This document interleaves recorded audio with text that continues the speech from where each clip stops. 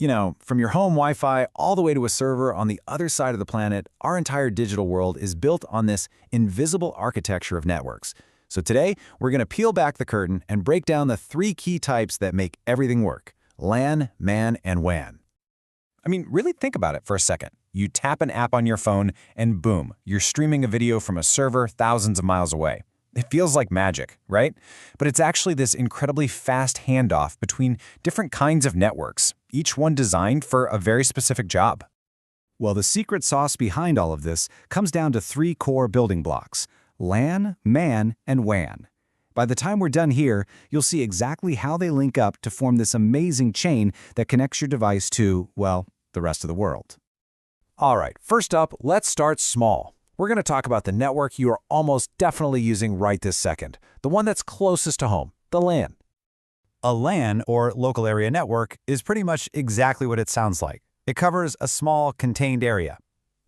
Think of your Wi-Fi at home, or the network that connects all the computers in a single office building. It's basically your own personal bubble of connectivity. And here's the key thing to get about LANs: their small size is actually their superpower. Because they're private and only serve a limited number of devices, they don't get all jammed up with traffic.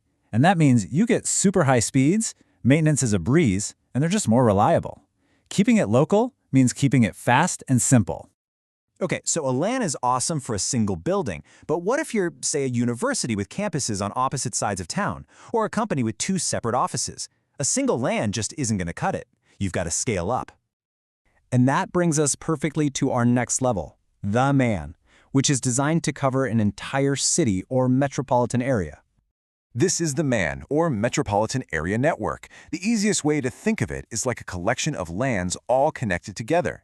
It's the kind of network that would link a company's two offices across town, or connect all the different buildings on a huge university campus. It literally covers a city. A WAN is really the perfect middle ground. The speed is still pretty decent, but it's naturally going to be a bit slower than a LAN because, well, it's handling way more traffic from a lot more users. And this is where we start to see this fundamental trade-off in networking. The bigger the scale gets, the more complex and difficult everything becomes to maintain. So, we've gone from a single room to an entire city. But our digital lives aren't stuck within city limits, are they?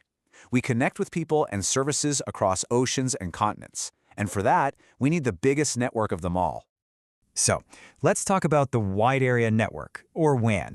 And the most famous example of a WAN? Yep, it's the internet itself.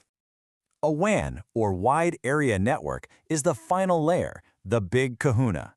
It is a network of networks, connecting countless LANs and MANs across entire countries and even continents.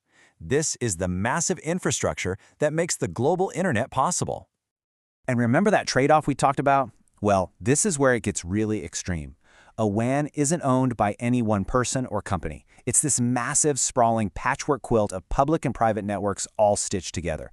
All that complexity means slower speeds, way more congestion, and it makes maintenance an absolute nightmare. I mean, trying to fix a problem on a global scale is a monumental task. So, we've looked at each network on its own, right? From local to global. Now let's put them all side by side and see how they really compare. It is time for the side-by-side showdown. This is where we're going to see the whole picture finally click into place. This table right here lays out all the nitty-gritty details. You can already start to see the patterns emerging as we move from that small local network to the giant global one. But you know what? Let's simplify this even further just to highlight the main takeaways. This simple chart shows that core trade-off perfectly. Just look at the pattern. As the network gets bigger, as we go from LAN to MAN to WAN, pretty much every measure of performance and simplicity gets worse. Speed drops, congestion goes up, and maintenance becomes exponentially harder. It's the fundamental balancing act of our connected world. You can have massive scale, or you can have simplicity and speed, but it is incredibly hard to have both at the same time.